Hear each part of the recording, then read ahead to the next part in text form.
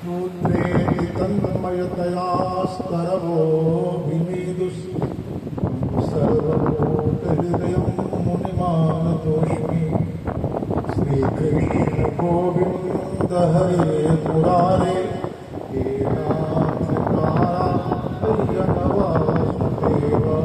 श्रीकृष्ण गोविन्द हरे मुरारे हे नाथ नारायण वासुदेव। हे नाथ नारायण वासुदेव। हे नाथ नारायण वासुदेव। हे नाथ नारायण वासुदेव। हे नाथ नारायण वासुदेव। हरे मुरारे हे नाथ नारायण वासुदेव।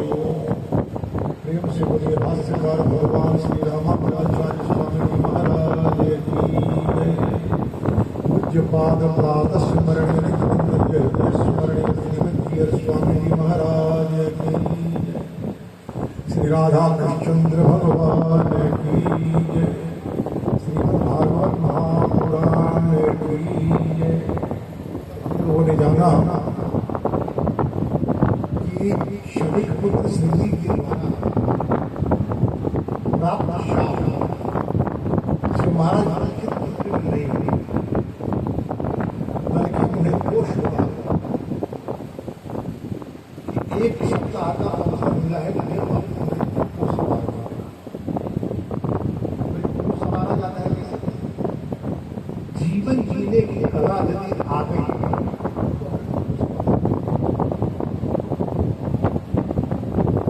कोई व्यक्ति कैसा जीवन जिया है उसके मृत्यु के बाद ही ये बात होती है। जीवन में उसके जीवन की व्याख्या नहीं होती, मृत्यु के बाद जीवन। आजकल तो लोग कहते हैं कि भाई मरे हुए व्यक्ति के विषय में क्या बात है, मरे हुए राउंड हमारे में बहुत ही हो गया, लेकिन आज तक तो गाथा गाई जाएगी। पूछते हैं कि महाराज आता प्रथम संशक्ति योगिनाम परमम गुरुम पुरुष है जब कारक दिया हमारे साथ मनुष्य व्यक्ति क्या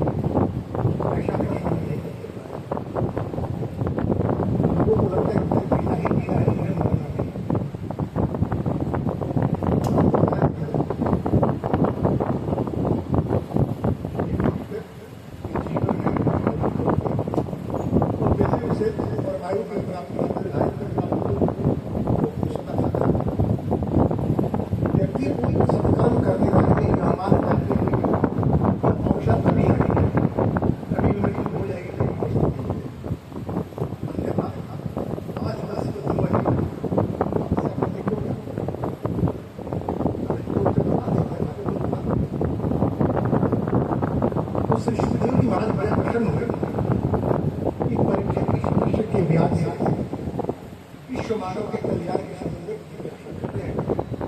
तो करते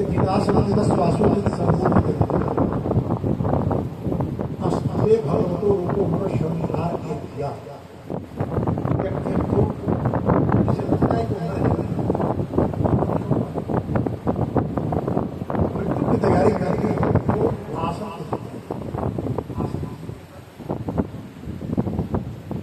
ऐसे भेजा गया और ये दोनों बातें हैं।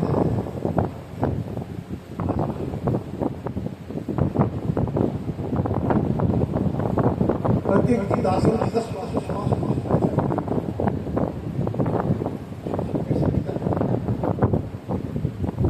हमारा जीवन होता है, जीवन में श्वास की गणना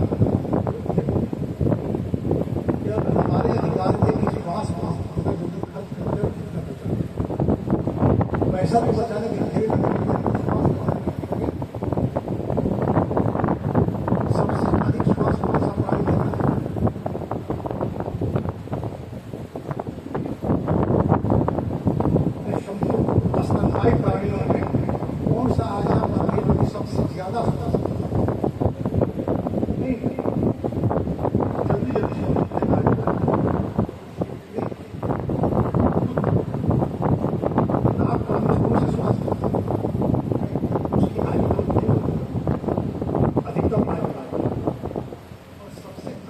कौन लेता है प्राइज?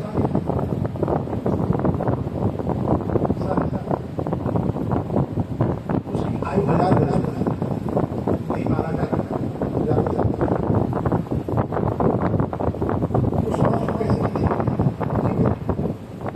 हम कब क्या क्या काम करने से व्यक्ति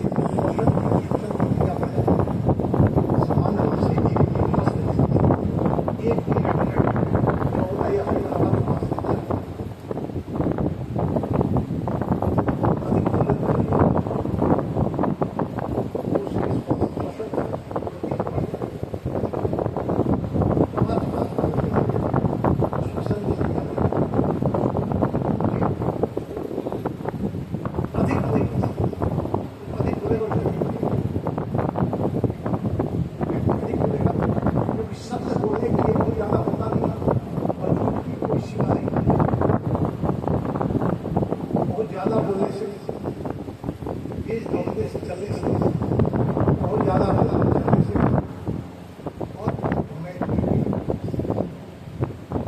इतना कार्य नहीं करवा दे जितने की आवश्यकता। भोजन करेंगे तो भोजन करने के बाद ज्यादा स्वास्थ्य मिलेगा। भोजन ज्यादा करेंगे तो पाचन तंत्र शक्ति क्या रोग, भोजन की अंतिम परिणति उस समय नहीं वाला होता है। उस पास जितना है कम भोजन करता है, अनावश्यक दौड़ना नहीं। हमारे यहाँ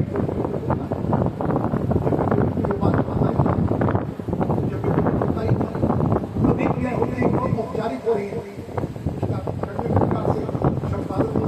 तो एक कारण है कि लोग उसके महत्व को नहीं जानते। विज्ञान से है, विज्ञान को है ही समझाने को नहीं। वो समझाया कब जाएगा? जो प्रक्रिया होगी कार्य को उसे समझ जाता है। उतना ही तरीके से हमारा जीवन चाहिए।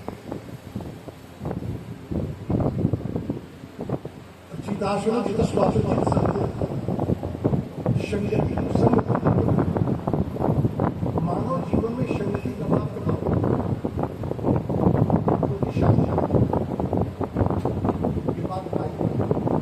जिस व्यक्ति के इंद्रिय के कारक शरीर के चाहे जितना भी चरित्रवान है, लेकिन संसर्गत जो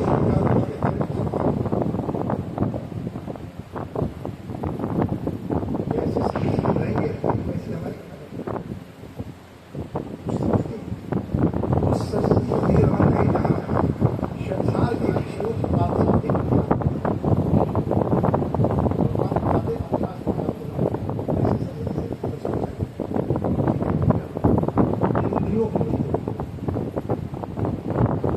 इंद्रिया विषयों का भोग होना चाहिए,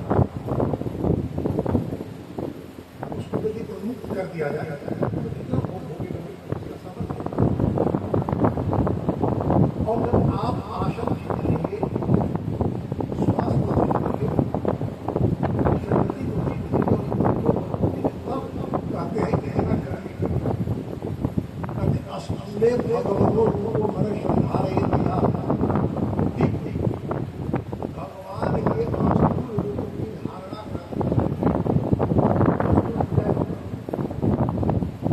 इसका वर्णन नहीं करेंगे, चर्चा नहीं करेंगे, प्रकृति भगवान की दुनिया है, उनका ध्यान पर्वतों का वर्णन करें।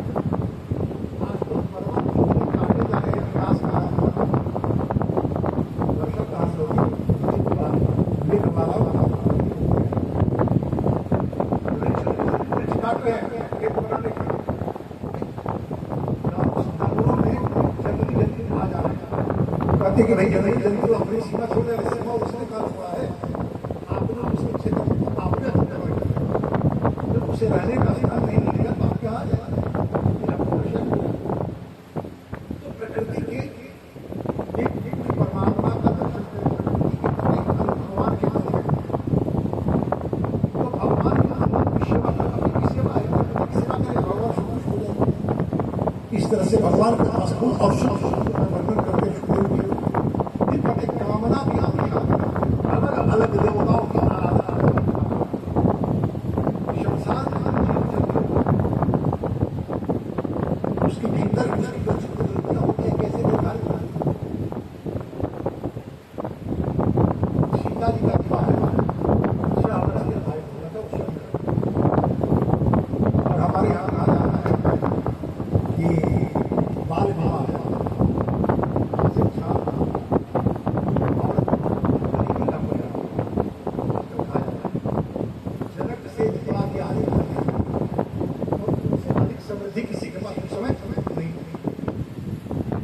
18 वर्ष आगे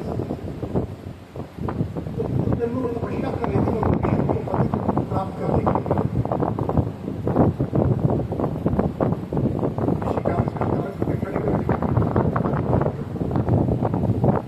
समय से पहले अपने जीवन को शुरू कर और उनका पक्ष उस तपस्या के प्रभाव से जब ली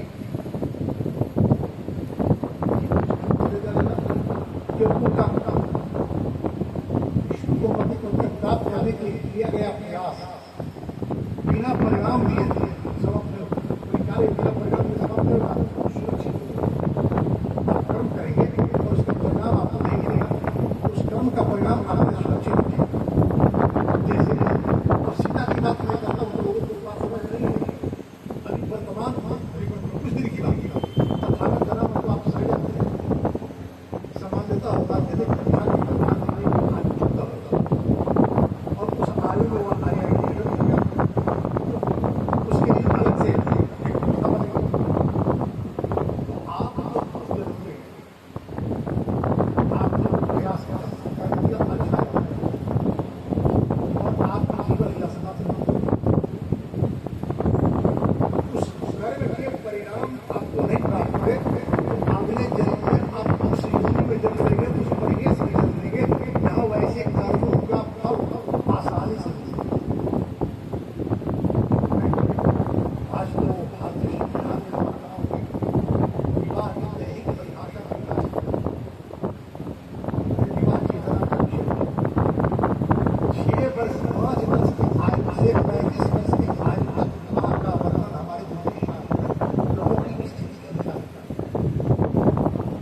बालक या बालिका की कुंडली में 5 वर्ष या 6 वर्ष 9 वर्ष में आयु बताया गया जैसे कि जिसके सप्तमी अपनी उच्च राशि या स्वराशि और शुक्र भी उच्च या अपनी राशि हो तो ऐसे जातक का विवाह 5 वर्ष या 9 वर्ष का आज आप भले ही न करें लेकिन उसकी चेतना विवाह करने की तैयार नहीं यदि आप नहीं करें उस समय उसकी चेतना विचार की गति कर देंगे उससे विचार का आज हमारे यहाँ समझ विचार क्या घटना कर रही है इसमें मूल कारण यही है उस व्यक्ति की विवाह की चेतना जिस आयु वर्ग में हुई उस आयु वर्ग में आपने विवाह नहीं किया भारतीय संविधान के वजह से और सत्य बात है कि भारतीय संविधान की व्याख्या जिस परिवार कर सकता है बच्चा और बच्चियां कर सकते हैं उनका तो विवाह बाल विवाह होता ही नहीं और जिनके लिए संविधान की आवश्यकता वहां तक संविधान पहुंचता नहीं आज भी कुछ वर्ग है जहाँ बाल विवाह होते हैं और वहां पर कोई केस नहीं होता क्यों तो वहां के समाज के बच्चे और बच्चियां संविधान के उपबंधों से प्राप्त अधिकार और कर्तव्य से अनभिज्ञ है क्योंकि जो माता पिता अपने बच्चों को कुछ शिक्षा देते हैं संविधान से और संविधान के अधिकार का दुरुपयोग करते मैं तो कहता हूँ कि आज भगवान कृष्ण ने जिस प्रकार अपने बच्चों को मारने की व्यवस्था करी उसमें चर्चा करेंगे भगवान श्री कृष्ण ने अपने बच्चों को मारने की व्यवस्था की एक पुत्र केवल और केवल अपने पिता के दरबार व्यवहार का अधिकार होने नहीं होगा बल्कि अपने पिता और पिता की परंपराओं को आगे बढ़ाने के लिए संस्थान की आवश्यकता होती है हमारे यहाँ विवाह में जब कन्या का नेता काम करता है तो समझ आता है कि किसी ने पुलिस अग्निष्टोल जगह का फल सकता है जो 100 अश्वमेध यज्ञ कर लेता है उसे अग्निष्टोल राजकीय जब करने का अधिकार प्राप्त होता है जो 100 अश्वमेध जब करता है उसे एक अग्निष्टोल जब करने का अधिकार प्राप्त होता है सोच सकते हैं कि एक अश्वमेध यज्ञ करने में कितना एक कन्या का दान करने से कितना परिणाम प्राप्त होता है अपने कन्या का कन्यादान करता है और परम कल्याण का अधिकार होता है आगे से ज्यादा तो कामना के अनुसार ये कहते हैं यदि आप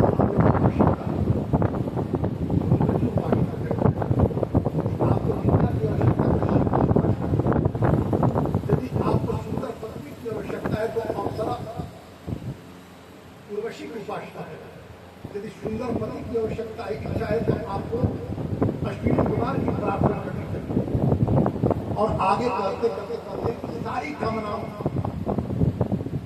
की सिद्धि केवल और केवल एक क्रिया करने से हो जाती है। अनावरण से भगवान विष्णु अकाम सर्वकाम, आपकी कामना हो या कामना न हो उस भगवान विष्णु की आराधना करिए तो आपकी कामनाएं भी पूर्ण होगी और आप निष्कामता को भी प्राप्त करेंगे। सारे भगवान विष्णु की उपासना ग्रंथों की फलश्रुति में यही बात की है कि ये लोग सुख दुख का फल होकर इस संसार में सुखी है वही मोक्ष का अधिकारी है। संसार में सुखी नहीं है वही मोक्ष नहीं है। क्यों? आत्माएं विषयों का चिंतन करेंगी या मोक्ष का चिंतन करेंगी। चार पुरुषार्थ है, चौथा पुरुषार्थ है, उसके पहले तीन पुरुषार्थ है, कर्म अर्थ और काम। तो पहले आपके जीवन में धर्म आए, अर्थ आए, काम है, उसके बाद बात आएगी। अब धर्म कैसे आएगा, मोक्ष अर्थ कैसे आएगा, काम कैसे आएगा, इस विषय पर विचार करना है। चर्चा को आगे करेंगे। फिर सृष्टि के क्रम का वर्णन करते हैं कि सृष्टि कैसे होती है और भगवान के विराट स्वरूप का वर्णन करते हैं। भगवान के लीला अवतारों का वर्णन करते हैं। 12 अवतार से लेकर के हर एक अवतार का 24 अवतार का वर्णन है। प्रत्येक अवतार का अपना उद्देश्य है। भगवान के उद्देश्य की पूर्ति के लिए अवतार धारण करते हैं। 12 अवतार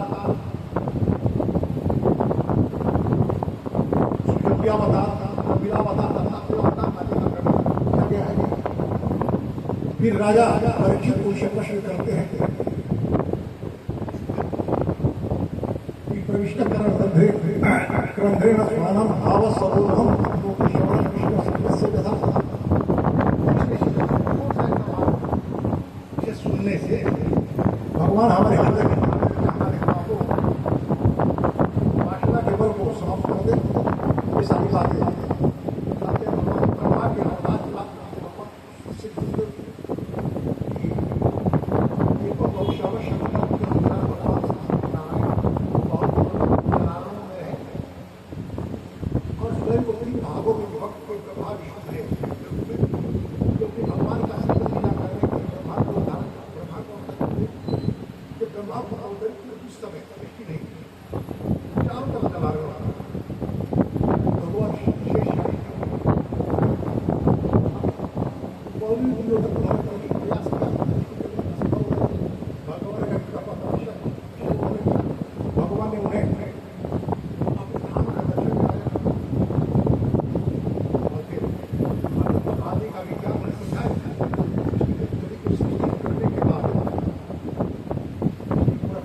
स्थान चाहिए।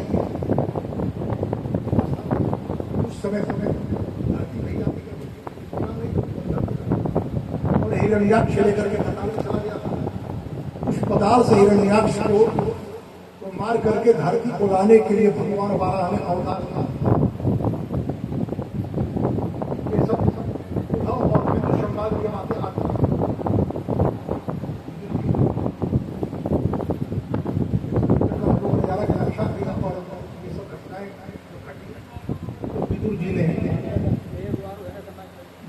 राष्ट्र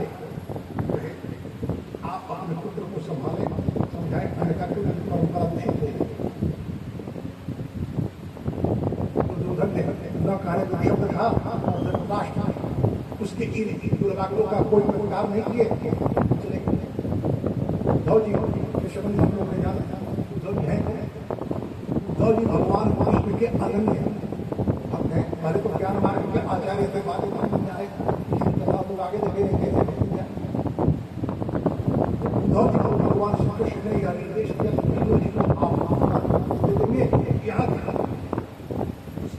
भगवान की लीला तक और उसके बाद तुमको मैत्रेय जी के पास भेज देना। तो मैत्रेय जी के पास जाता था। विदुर जी मैत्रेय जी से प्रश्न करते हैं कर्माणि करोतु न वै तत्र न तै सुखम पाप दोपहर दुखम तदत्र युक्तम भगवान संसार में मनुष्य जन्म लेता है तो प्रयत्न सारा प्रयत्न करता है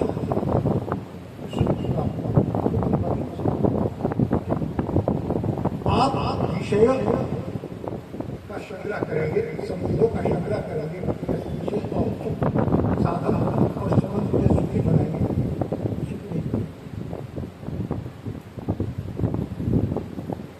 भर्तृहरि का नाम आप भर्तृहरि को वैराग राजा वैराग क्या हुआ इसका कारण मैं नहीं बता रहा। तो वैराग लेने का विचार आया तो अपनी माता के पास माता के कहा बेटा 3 काम करना, मखमल पर सोना, राज प्रसाद का सोना और मेवा का भाव। सोच लो कि भाई वैराग के लाओ सारे बातों का सोने कर रही उचित व्यवस्था में जीने के व्यस्त थे। जब अपने साथ चले तो खा ले लिए उनको दरबार आगे बढ़े जब दिशाओं से हवाएं आपको आसपास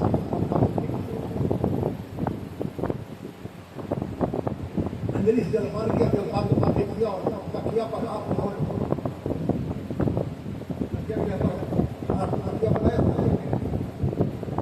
उन्होंने कहा कि जब बहुत भूख लगे तभी बोले कुछ भी खाएंगे तो मेवा जैसा स्वाद है, और जब गहरी नींद आए तभी छांव पर जाना चाहिए। आजकल लोग छांव पर जाकर सोने का प्रयास करते हैं, जब तक नींद न आए तब तक छांव नहीं जाते। पढ़िए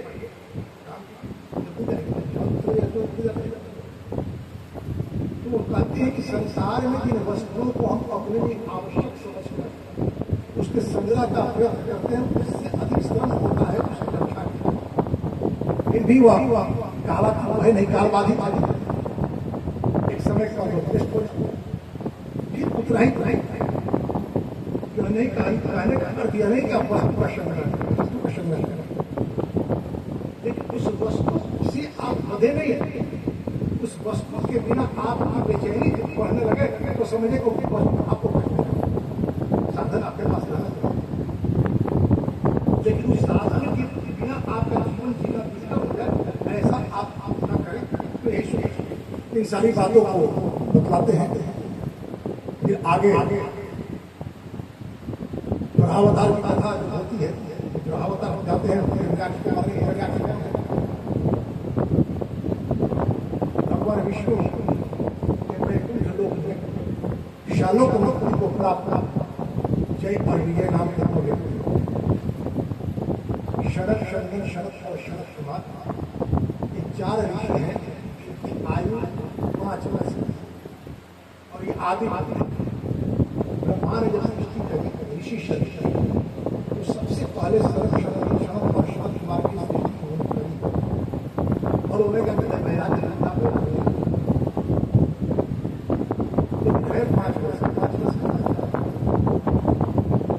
5 वर्ष के बालक के लिए कोई वासना नहीं है, और जब भी आप निर्वेशन तो आपका स्वभाव बच्चों जैसा होता है।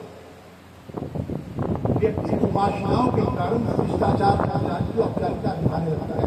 इसके भीतर वासना नहीं होती कुछ भी करता है उसको ठीक है। जय और विजय द्वारपाल उन्होंने अपने कर्तव्य का पालन। कभी कभी कर्तव्य आपको धन डालते कहने लगे कि आप जैसे छोटे बालकों को यहाँ नहीं है तो बड़े बड़े अमलात्मा आते हैं। छोटे बच्चे बड़े बचल जाते हैं और कुछ भी कर तो नहीं जानते कि पिता का वंश दूसरा तरीका नहीं। तो अच्छा है तो क्या आप हम लोग रोज रखते हैं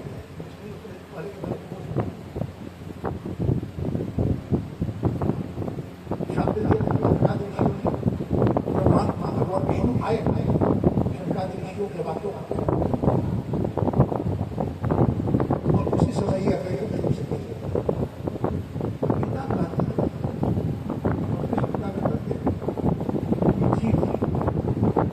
एक शरीर से छोड़ता है दूसरे शरीर में प्रवेश करता है। नहीं ऐसी कहने का अर्थ यह है श्लोक का अर्थ यह है कि जीव जब एक शरीर का परित्याग करता है तो फिर उसके भीतर दूसरे शरीर धारण करने की पात्रता बनती है। तो श्राद्ध आदि कर्मों के द्वारा उसके शरीर में पवित्रता बना है।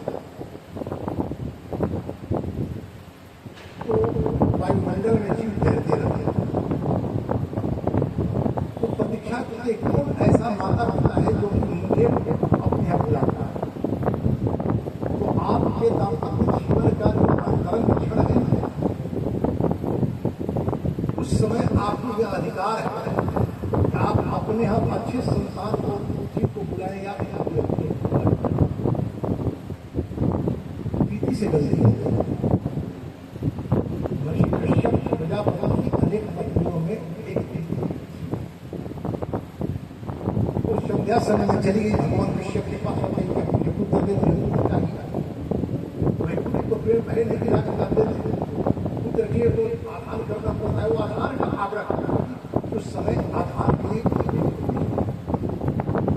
रात्रि के दूसरे पहर में ही आधार का प्रयास करना सूर्यास्त 3 घंटे के बाद और 6 घंटे के बाद भी आधार होता है। तो अभी कुछ जीव आते हैं और रात्रि के प्रथम पहर में जो आधार होता है उसमें भी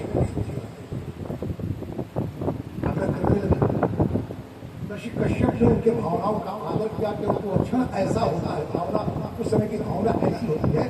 उस समय संसार की कोई बड़ा से बड़ा व्यक्ति भी शिक्षा दे उस शिक्षा का प्रभाव नहीं पड़ेगा। इसीलिए जितेंद्रिय कहा गया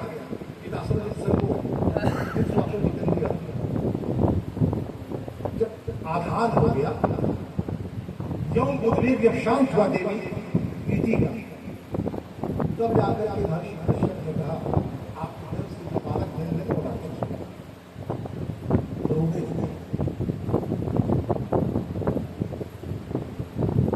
कश्यप ने कहा कि और आपके पुत्र का उद्धार करने के भगवान स्वयं आएंगे।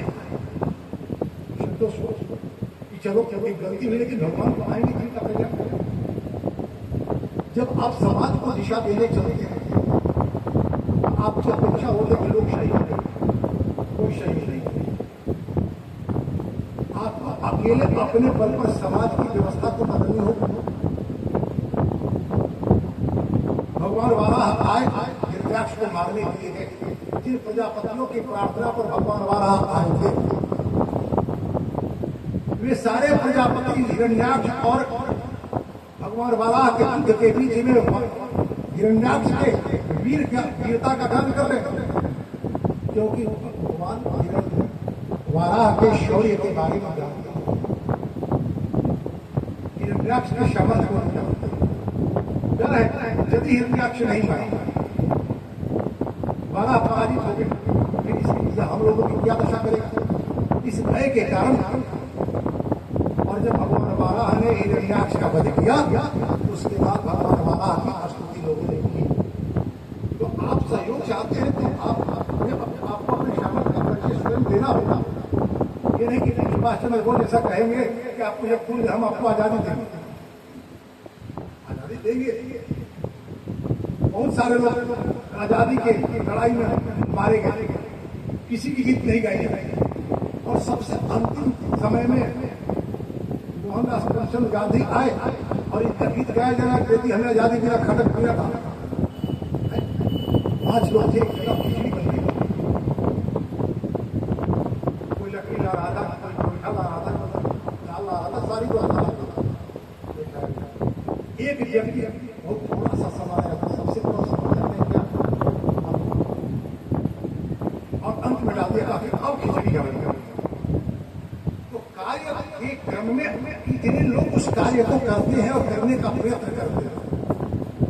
इसलिए तो खुशी नहीं जाता है जो अंतिम समय को पहचानता है और सारे लोगों के किए गए प्रयास के बाद वह थोड़ा सा प्रयत्न करता है।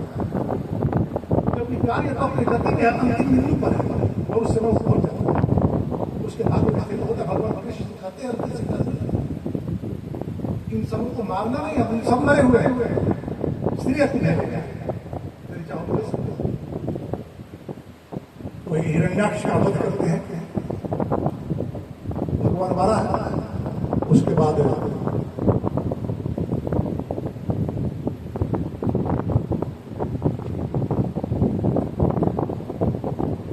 काव्य सृष्टि का वर्णन करते हैं कि ब्रह्मा जी ने सृष्टि का क्रम कैसे किया, कैसे सूक्ष्म जीवों से सृष्टि करते करते मनुष्य तक की सृष्टि करी। और ब्रह्मा जी के इसी काव्य सृष्टि में शरत और शरत हमारे विरक्त हो गए थे, तो फिर बाद में इन्होंने नारद इंदिरा वशिष्ठ आदि की सृष्टि, जिसमें से देवर्षि नारद ने विवाह करने की घोषणा करा। उन्होंने सोचा कि अपने किसी से विवाह करने की बात नहीं करता। आज भी यह समस्या है, पिता अपने बच्चों से विवाह की बात करते डरता है, क्योंकि वो आज के बच्चे हैं, आज के नहीं। सरकारी ऋषि ने विवाह नहीं किया, पिता की बात नहीं, नारद जी ने विवाह नहीं किया, पिता की बात नहीं। ब्रह्मा जी ने सोचा कि विवाह की बात नहीं। कर्दम जी से ब्रह्मा जी ने पूछा कि कर्दम ये बताओ तो मुझे क्यों अच्छे लगते हैं? संसार में सबसे प्रिय कौन लगता है?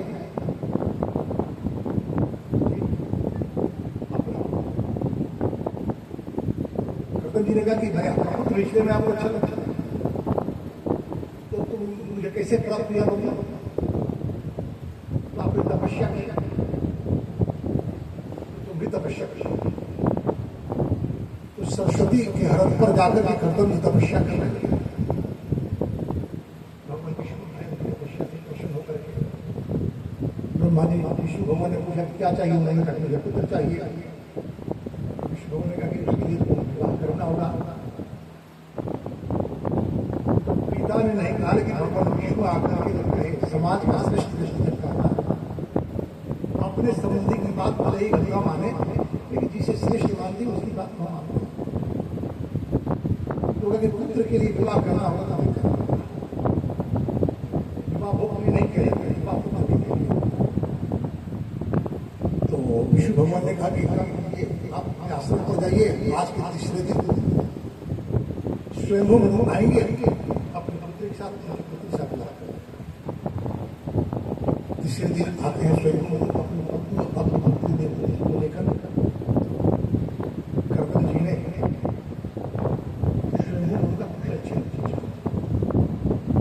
यदि आपको अपने जीवन में अच्छी पत्नी की आवश्यकता है, तो जब कन्या का पिता आपका विवाह अपनी पुत्री के संबंध को लेकर उसके साथ मानवीय व्यवहार करें, क्योंकि आपके द्वारा किया गया व्यवहार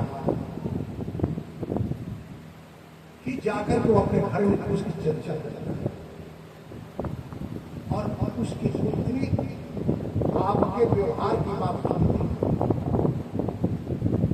और आपके परिवार के प्रति एक विचार उसके मन में वही पर अंकुरित हो जाएगा। अच्छा व्यवहार करेंगे तो आपके प्रति अच्छा विचार लेकर आएगी, यदि बुरा व्यवहार करेंगे तो बुरा विचार लेकर आएगा। तो कर्दम जी ने स्वयंभू मनु का कुशल छेद उनके राज्य की व्यवस्था पूछी। कर्दम जी ने कहा कि ऋषि आपकी कृपा है, मैं एक उद्देश्य से आया हूं।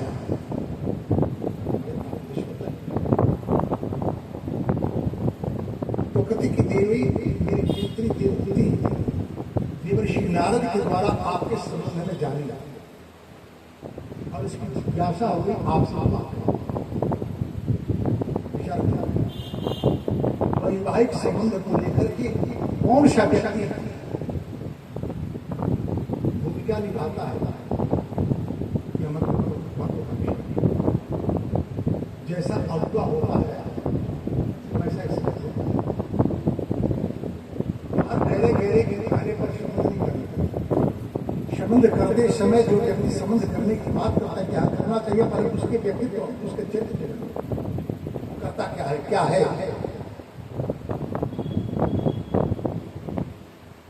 तो कर्दम जी ने कहा कि महाराज मैं बड़ा सौभाग्यशाली हूं कि आपकी पुत्री जैसी सुंदरी इतनी सुंदरी थी। तो एक बार देवहूति अपने पिता के घर में अपने छत के ऊपर गेंद से खेल रही थी और विश्व वसु नाम के गंधर्व जा रहे थे। उन्होंने देवहूति के सौंदर्य को देखा, तो उस सौंदर्य को लेकर सुंदरी स्त्रियां शायद ही अपने पति का सम्मान करती हैं, तो अपने सौंदर्याभिमान होगा। कहते कि जब आपकी पत्नी इतनी सुंदरी होकर के मुझसे विवाह करने की इच्छा कर रही है, तो इसका मतलब कि मेरे ऊपर मां लक्ष्मी है। तो सुंदर स्त्री मिले आपको पत्नी के रूप में और आपसे प्रेम करे, चाहे तो आप में ऊर्जा की अधिकता होता है। जब पत्नी प्रेम करती है अपने पति से, तो पति स्वर्ग का तारा तोड़ सकता है। और यदि प्रेम नहीं करेंगे और प्रेम वंचित पति होता है, तो दिन भर अलसित होता है। लेकिन एक हमारा सत्य है, पुत्र के लिए मैं विवाह कर रहा हूँ। विवाह करने का उद्देश्य और मेरा कोई नहीं है। पुत्र प्राप्त हो जाने के बाद मैं बैरा में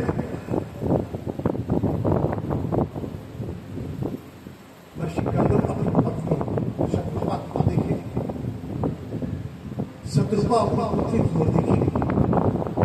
पुत्री के संकेत में ऋषि कर्दम के अनुबंध का अनुमोदन। मैं कल बता रहा हूं, ईश्वर की यात्रा पुत्री शिवदान के साथ उसके दायित्व और उसकी भाषा बदल जाती समझ। तो एक स्त्री पत्नी यदि वहां पर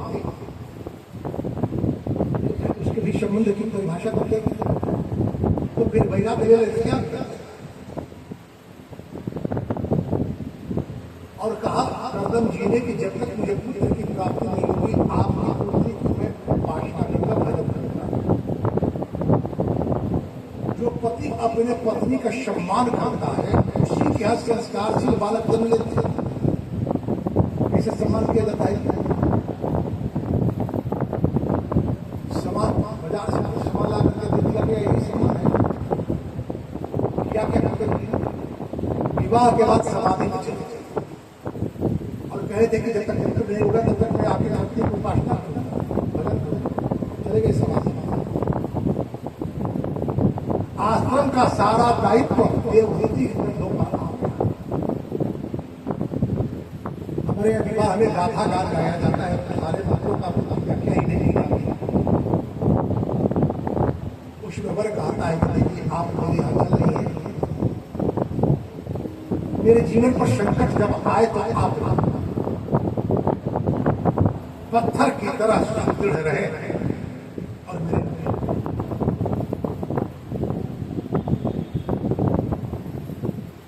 देवी देवूति के कंधों पर आ गया आश्रम। और यह आश्रम की व्यवस्था देखिए आत्मविश्वास हो गई। बहुत दिनों के बाद ऋषि कर्दम समाधि बन गई। तो जहाँ सी सुंदर शंभु मनु आई सुंदर कहता कर्दम जी ने कहा, दुष्टो अमर्त्य प्रमान मानधाया शुश्रूषया परया परया जगत्या ज्योते हीनाम अवधि धृत देहे नैवेक्षिता सुचिता चित्तम। देवी मैं अत्यंत संतुष्ट हूं आपसे। आप मेरी व्यवस्था को व्यवस्थित करने में अपनी चिंता नहीं। तो आपने क्या किया? तो अब तक जो भी मैंने तब से पुण्य अर्जित किया है वो सारा और कामत विमान की एक रचना करी अपने पुरुष और कामत विमान का वैसा विमान जिस विमान में बैठ करके जो भी चाहे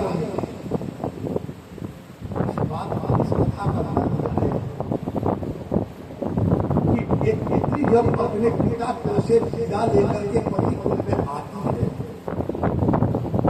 तब तक उस पुत्री के साथ संतानोत्पत्ति का प्रयास नहीं करना चाहिए जब तक कि वह अपने पितृ कुल के चिंतन से अपने को अलग नहीं करते।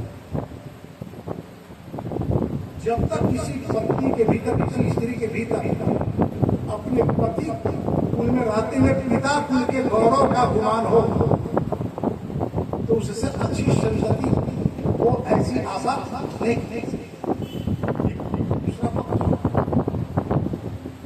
जब तक आप अपनी पत्नी को उतना सुख नहीं दे देते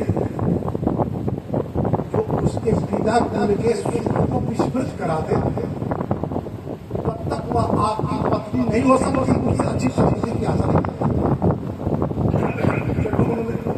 दोनों काम किया, विवाह है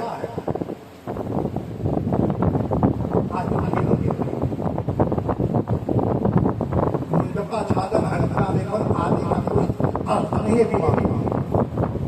विवाह आरंभ होता है कन्यादान से और संपन्न होगा चतुर्थी कर्म से। तो चतुर्थी कर्म समाप्त होता है। चतुर्थी कर्म में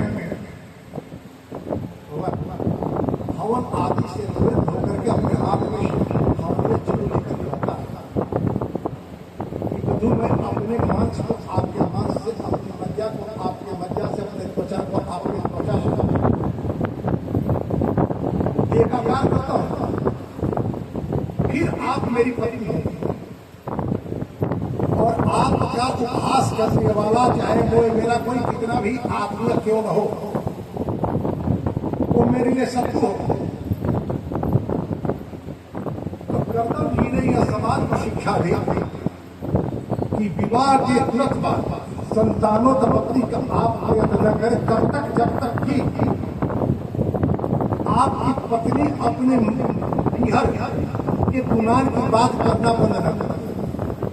बात में न कहने लगे कि मेरे मैके में ये है, मेरे मैके में ये है, और उतना सुख आप उसे जब तक नहीं दे देते कि इस सुख को प्राप्त करने के बाद पिता के घर की सुख का चिंतन मत छोड़, तब तक आप आपसे एक औषध है और उस औषध को प्राप्त करने के बाद जीवन का बोध करा। कर्दम जी ने क्या ध्यान दिया, ध्यान देकर के जीवन का बोध कैसे होता है भाई? पढ़ने से और संस्कृति से। तो कर्दम जी ने किया क्या, अपनी पत्नी देवभूति कामत विमान पर लेकर के अनेक तीर्थों में, अनेक आश्रमों में गए और जीवन की यथार्थ जो कहते हैं कि संतान प्राप्ति का प्रयत्न इसलिए नहीं कर रहे थे, उन्होंने जो अनुबंध कर दिया था कि भाई शिविर होगा तो भाई वैराग्य ले लिया। तो वैराग्य लेने के बाद इतनी अच्छी पत्नी हो जाएगी, इसलिए चलो भाई पत्नी है, संतान जा रहे हैं, लेकिन पत्नी करेगी क्योंकि भारतीय चिंतन में एक स्त्री की पूर्णता माता बनने के बाद तो उन्होंने 10 पुत्रियों को जन्म दिया।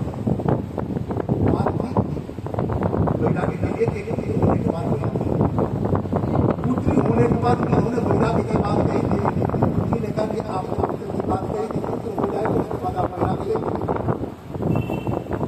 तो फिर कपिल जी का अवतार हुआ, वैराग्य लेने की बात फिर करी उन्होंने। तो कहा कि देखो जी, पुत्री को आपने जन्म दिया ही नहीं, पुत्रियों का जो बात कर दे। एक ही मंडप में अनेक ऋषियों को आमंत्रित करके अपनी पुत्री का पुत्र उन दिनों पुत्री का विवाह समस्या नहीं है।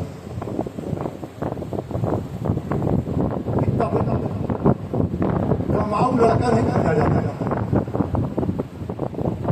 शीलवान लड़का खरीदा जाता। तो शीलवान लड़के के लिए दहेज देना नहीं, लेकिन जब कमाऊ लड़का खरीदेंगे तब दहेज देना पड़ेगा। एक बार एक सज्जन ने कहा कि महाराज एक लड़का बताइए ना, मुझे अपनी पुत्री का विवाह करना है, तो हमें पूछा कि नौकर चाहिए या मालिक। बात में समझा नहीं, क्योंकि मालिक का मूल्य आप लगा नहीं सकते और नौकर बिना पैसा क्या मिलेगा नहीं। तो लगा कि नहीं, आज तो नौकर ही लड़कियां चाहते हैं कि मेरा पति हो नौकर। भाई नौकर पैसा देना पड़ेगा, और नौकर जितना काम करता है उसके बदले में हमने को कहा था कि कलयुग में कन्या भी खरीदा लोग हो जाते हैं, तो अपने का क्या लाभ मिलता है। कुछ पैसा आपने दिया और पति के कमाई पर एकाधिकार का पत्नी का कर दिया आपने। सत्य घटना है, वो पति और पत्नी हमारे यहाँ प्राइवेट सेक्टर में नौकरी करती है, पति की छटनी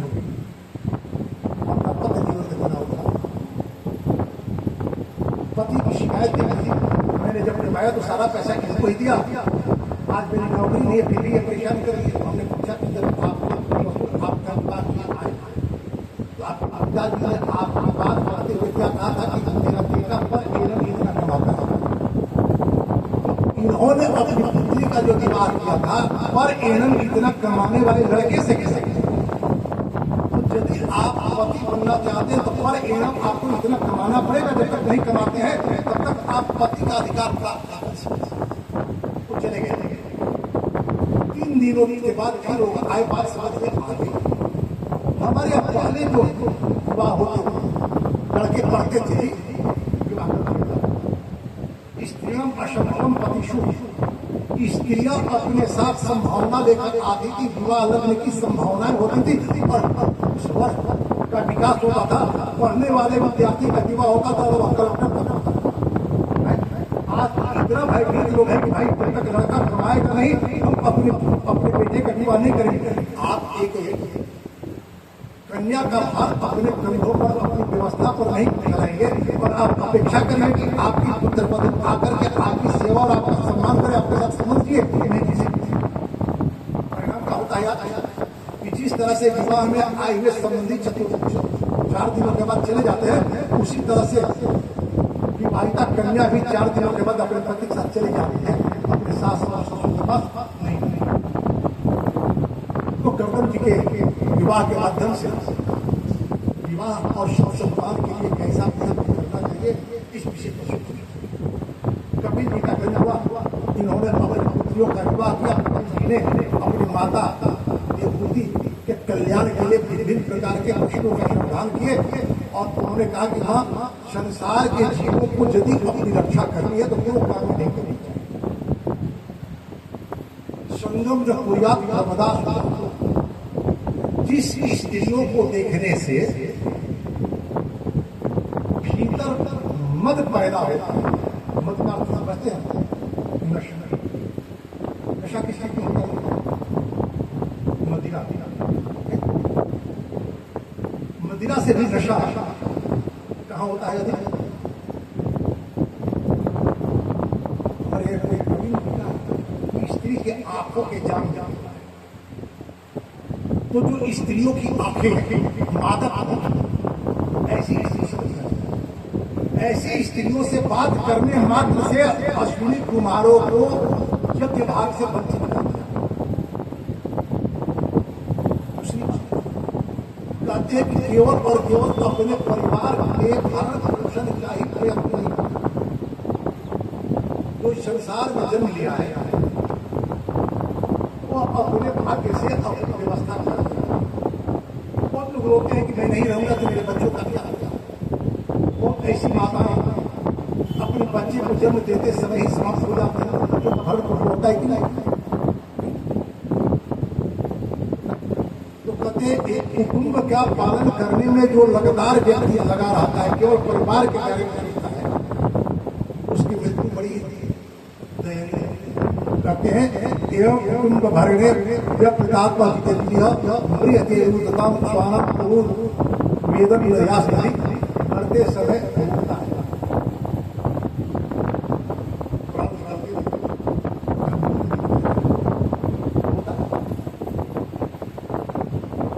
लोग बुलाना है बात करो, इस तरह से ये संसार और संसार के विषयों का वर्णन करते हुए कहते हैं कि व्यक्ति को भक्ति करनी चाहिए। लोग आदि की बात कराते हैं, भक्ति की बात कराते हैं और कहते हैं कि संगम नतीजा नर्मदा स्त्रियों की शक्ति से और अपने परिवार के बारे में कोई चिंता नहीं करना चाहिए, परिवार से अलग अलग। क्योंकि हमारे यहाँ कुटुंब है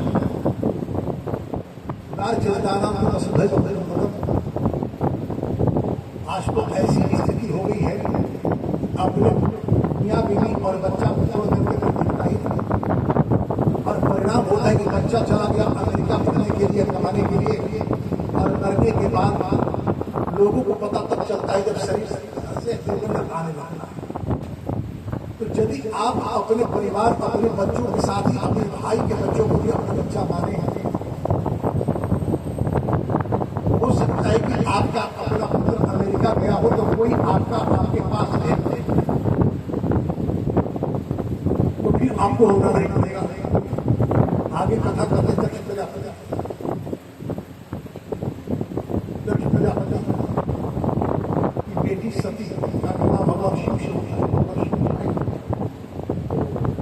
सदा सर्वदा भगवान का चिंतन करते और ऐसे नहीं है कि हम जिसका पैर है तो उसे पैर स्पर्श करना नहीं करना चाहिए। जिसके पैर का पूजन करते हो, जिसे हम इतना श्रेष्ठ मानते हो, उसका पैर धोने हो, फिर उससे अपना पैर स्पर्श करवाने की इच्छा थी। महाराज हमारे यहाँ भाषा के अनुसार शब्द बदलता है तो अर्थ बदल जाता है। हमारे यहाँ शुभ कहा जाता है कि अंग्रेजी में क्या कहा जाता है?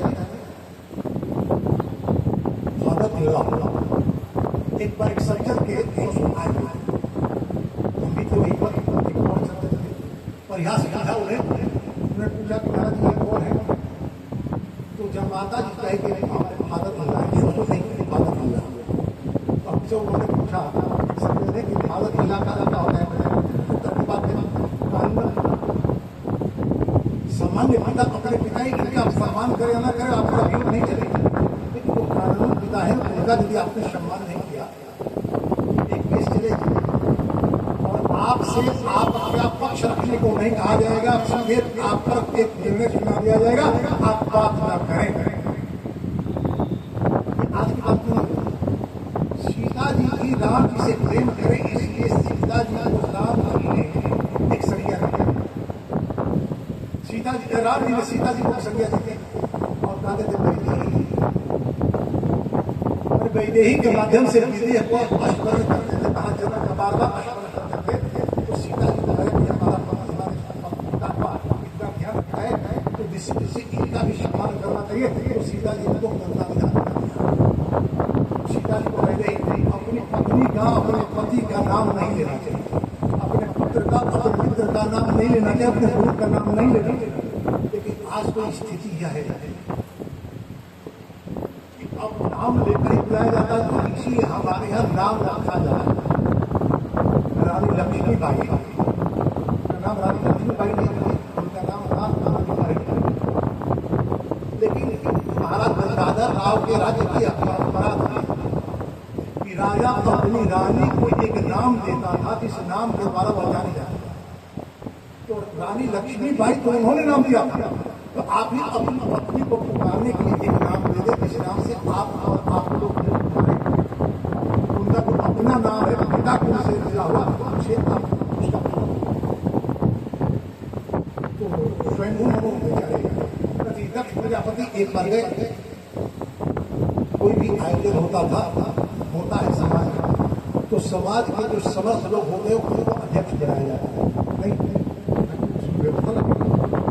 तो दक्ष प्रजापति अध्यक्ष बनाया गया, बैठे थे। तो जहाँ दक्ष प्रजापति की प्रतीक्षा में सभी लोग थे, तो भगवान शिव ने सोचा कि जब तक इस सब का कार्य आरंभ नहीं होता है तब तक यही बैठकर पूजा कर रहे, बैठ करके भगवान का ध्यान करने लगे। आगे सारे लोग करते हुए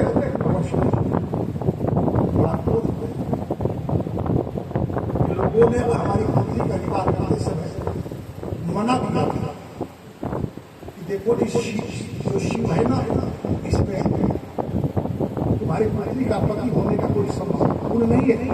ये तो अद्भुत जैसा रहता है, लोगों की बात हमें नहीं मानी, सती की बातों में हम आकर के और अपनी पत्नी का विवाह कर दिया।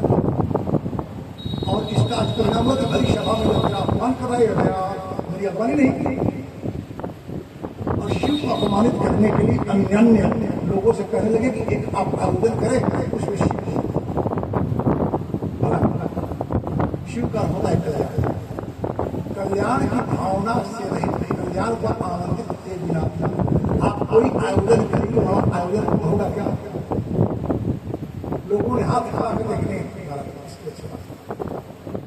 दक्ष प्रजापति ने कहा कि जब कोई नहीं करेगा मेरे शुभ, और उन्होंने एक जगह का आयोजन किया और अपने अन्य मंत्रियों के यहाँ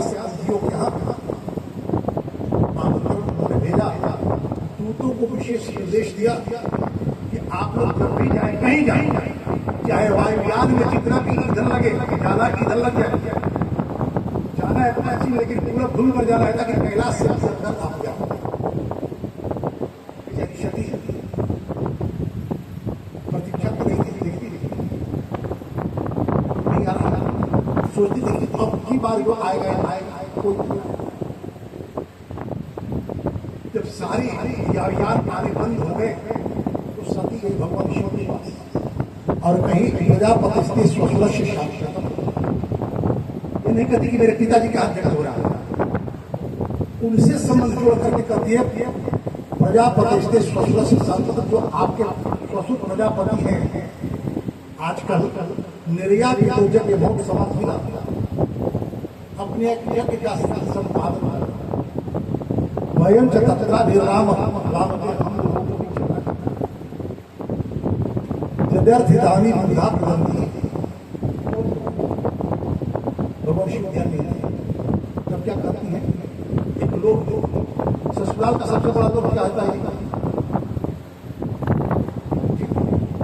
ससुराल का सबसे बड़ा लोग क्या होता है। अरे अपनी पत्नी भाई शादियां भी होगी, इस बात में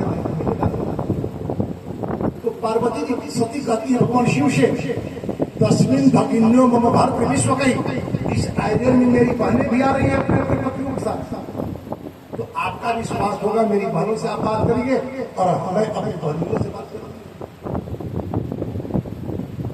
भगवान शिव ने कहा कि देवी जो आप कह रही है कि आप लोग यहाँ से आमंत्रण की प्रतीक्षा नहीं करनी चाहिए,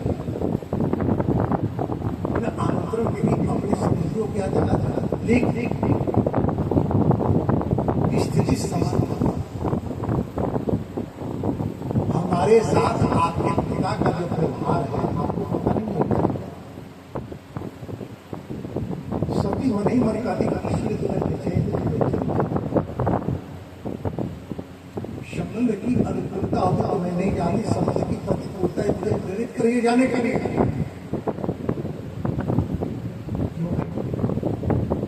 आप लोग ने अपना कर दिया है एकदम सती खेल खेल जाए। सती ने छल किया था शिव के साथ, तो शिव जी ने कहा कि अब तो आपने मां सीता का स्वागत धारण किया। कभी भी जिस संबंध के लिए जो संज्ञा विहित है उसी संज्ञा से संबंध को अभिभूत करना चाहिए, संबोधित करना चाहिए, दूसरे संबोधन से संबोधित नहीं करना। अन्यथा जिस संबोधन का आप प्रयोग करेंगे उस संबंध में उस संबोधन के संबंध की मर्यादा आ जाएगी। तो सती सीता का स्वाद धारण करती और सीता जो भगवान और जब एक बार स्वाद धारण करती तो फिर उनके साथ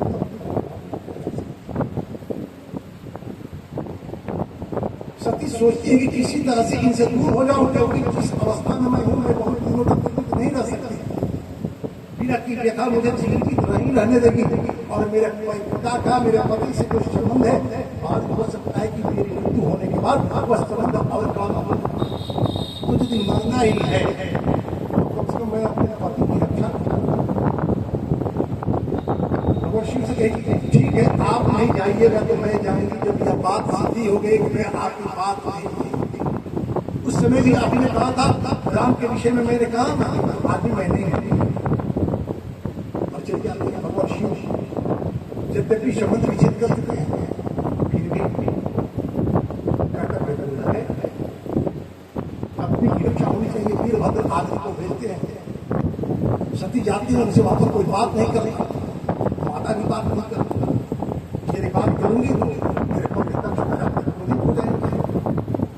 जाती है यज्ञशाला में तो देखती है कि भगवान शिव का कोई स्थान नहीं है, परंतु वो आता है और अर्जुन जल करके तक हो जाता है।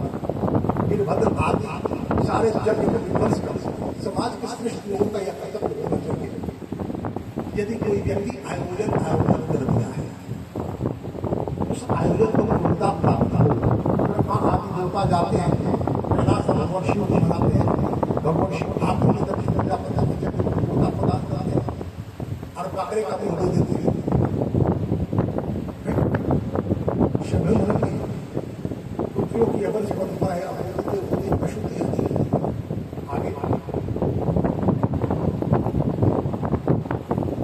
श्रवणों की एक पुत्री की पता चलती है जिनका विवाह श्रवणों के पुत्रों की परंपरा श्रवणों को 2 पुत्र भी हैं, एक है उत्तानपाद और एक है प्रियव्रत। उत्तानपाद की 2 पत्नियां हैं, एक का नाम है सुनीति और एक का नाम है सुरुचि। नाम के अर्थ के अनुरूप उत्तानपाद की है सुनीति की और सुरुचि। उत्तानपाद का अर्थ होता है जिसके जीवन की यात्रा मर्यादा को पार करती। सुरुचि का अर्थ है जो नीति के साथ जीवन जीती है। सुरुचि का अर्थ है जो अच्छी लगने का प्रयत्न करती है। हर कोई चाहता है कि उसकी पत्नी से अच्छी लगे। बस के पाठ में पूजक का एक पाठ होता है। पति भगवती से प्रार्थना करते हैं, भगवती मनोरमाम नहीं मनोरम तारिणी रूप संसार सागर से तो सूची उत्तानपाद के मन को पकड़ करके अच्छी लगती। सिंहासन पर बैठे सूची की तरफ से उत्तानपाद का उत्तम उनके गोद में सूची का छोटा बालक अपनी इच्छा होती है पिता के गोद में आगे बढ़ता है, बच्ची रोक देती है और कहते हैं कि पिता के गोद में बैठना चाहते थे, काम करो और विष्णु की आराधना करो। भगवान विष्णु जब प्रसन्न हो जाए तो उसे प्रसाद मांगना कि मुझे आप रुचि माता पिता का प्राप्त हो। दिलों को बड़ी पीड़ा होती है। सुरुचि की इस इच्छा से दौड़ा हुआ जाता माता के पास जाकर कहता है माँ सुरुचि ने ऐसी ऐसी बात कही है। सुरुचि की प्रेरणा की बहुत अच्छी बात है। भगवान विष्णु की आराधना करेगी तो बात नहीं है। एक काम करो, भगवान विष्णु की आराधना करो लेकिन भगवान विष्णु से कुछ मांगना। जब भगवान ही प्रसन्न हो जाए तो फिर संसार के इस संबंध और इस साधन के प्रति आग्रह। गुरु जी जब देते हैं रास्ते में देवर्षि नारद से नारद जी कहते कि बेटा इस छोटी सी अवस्था में इतना आपको इतनी अच्छी नहीं। गुरु जी कहते पता है ना आप में जितने बालक था जिस टोली में जिस वर्ण में मेरा जन्म है उसका स्वभाव जन्मजात है। क्षत्रियों में शौर्य नहीं होगा, क्षत्रियों में प्रतिक्रिया नहीं होगी। इसको दूसरी जब तक आपसे पूछा ना जाए ऐसा परामर्श यदि आप परामर्श देना चाहते हैं एक परामर्श है भगवान विष्णु की आराधना कैसे और कहाँ की जाती है। नारद जी ने मधुबन का निर्देश दिया कि मधुबन में जाओ भगवान विष्णु की आराधना। अब गुरु का उद्देश्य हो गया। मधुबन में चले गए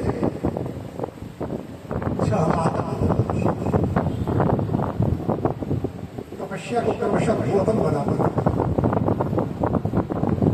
कुछ दिनों तक एक साथ भोजन के भोजन के बाद एक दिन अंतराल करके भोजन के 2 दिन अंतराल करके भोजन के जल पर रहने लगे और धीरे धीरे उन्होंने श्वास लेना भी बंद कर दिया।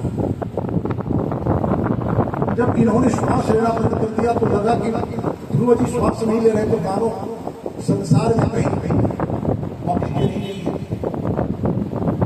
सारे अपने भगवत विष्णु के पास जाते और जाकर कहते हैं कि हम लोगों को श्वास लेने में दिक्कत हो रही है, वायुमंडल प्राणवायु से हीन हो गई। भगवान विष्णु कहते हैं कि आप लोग बताने की आवश्यकता नहीं है। राजा उत्तानपाद का छोटा सा बालक हो श्वास लेना बंद कर दिया। प्रकृति के जितने संसाधन होते हैं महान लोगों के लिए होते हैं। जब महान लोग प्रकृति के संसाधन का उपयोग करना बंद कर देते हैं तो प्रकृति किसी को उसका उपयोग करना नहीं। मैं जा रहा हूँ सुनो अपनो तपस्या से विरत करूंगा जब विश्वास हो गुरु जी के पास आते गुरु जी से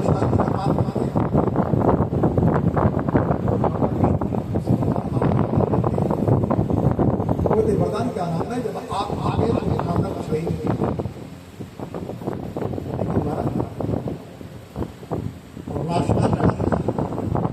शरीर रहता है और जब तक वासना का बीज है तब तक यदि आप वासना का नहीं किया जाए बलपूर्वक इंद्रियों को आपने विरुद्ध किया हो सकता है कभी कभी वह वासना आपको पत्रित कर दे विचलित।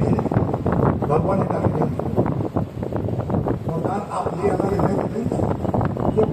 मेरी तपस्या करने आए हो, उसमें एक प्रक्रिया है राज सिंहासन का। 36,000 वर्षों तक आप पृथ्वी का अखंड राज भागेंगे, उसके बाद आपका पालन कर दिया होगा। इधर ध्रुव जी बने की बोल गए, उत्तानपाद ने सूची के इस प्रतिरोध पर कोई कुछ नहीं बोले, लेकिन जब ध्रुव चले गए तो उत्तानपाद बड़ी पूजा अपने पुत्र की चिंता करने लगे। इस स्त्री के कारण अपने पुत्र की परीक्षा करते हुए छोटा सा बालक कहा कि देवर्षि नारद आकर के कहते कि उस छोटा सा बालक नहीं है, सयाना है। जिस व्यक्ति को पूरे जीवन का उद्देश्य ज्ञात हो जाए उसे छोटा कहेंगे। आपको उस बालक की चिंता करने की आवश्यकता नहीं है। इधर भगवान विष्णु का वरदान प्राप्त करके अपने राजधानी लौटते बड़ी अगवानी होती है। उनके भाई बात की सूची की दूसरे सूची के पुत्र उत्तम का प्रज्ञा के लिए गए थे। ध्रुव को बड़ा आक्रोश हुआ और यक्षों की बड़ी अलकार बहुत सारे आकर के ध्रुव को रोकने का निर्देश दिया। प्रतिघात से प्रतिशोध की ज्वाला शांति नहीं होती और समाज में शांति की स्थापना करने का दायित्व सशक्त कर दिया। जब तक आप कमजोर हैं, जब तक आपको कमजोर समझा जाता है, तब तक आपको युद्ध करना पड़ेगा। और जिस दिन आपको समाज सशक्त स्वीकार कर देगा उस दिन आपको युद्ध छोड़ देगा, क्योंकि आपको युद्ध की आवश्यकता नहीं है। युद्ध तो तब किया जाता जब अपने अस्तित्व पर शंका आता, और जब आपको सबल मान लिया गया तो फिर आपके अस्तित्व पर कोई शंका नहीं कर सकता, फिर आपको शांति का प्रयास। जी ने सुनून की आज्ञा के अनुसार युद्ध को विराम दिया और यक्षों के स्वामी कुबेर आकर के शांति समझौता ये संधि दस्तखत थे और बहुत सारा उपहार जी आकर के अपनी राज्य में रहने लगे। इनकी वंश परंपरा चली कि इनके वंश परंपरा में एक राजा थे, उनका नाम था परम। उनका विवाह हो गया बेटी सुनीता से। एक बात ध्यान देना, अपनी पुत्री का विवाह आप नहीं करेंगे, आपके द्वारा किए गए संस्कार को लेकर जाएगी तो उस परिवार की व्यवस्था को व्यवस्थित कर देगी। लेकिन पुत्र का विवाह करते समय आपको सजग रहने की आवश्यकता है, क्योंकि आपके घर में जिस परिवार जिस परंपरा के पुत्री आएगी वैसा ही संस्कार देखा रहेगा।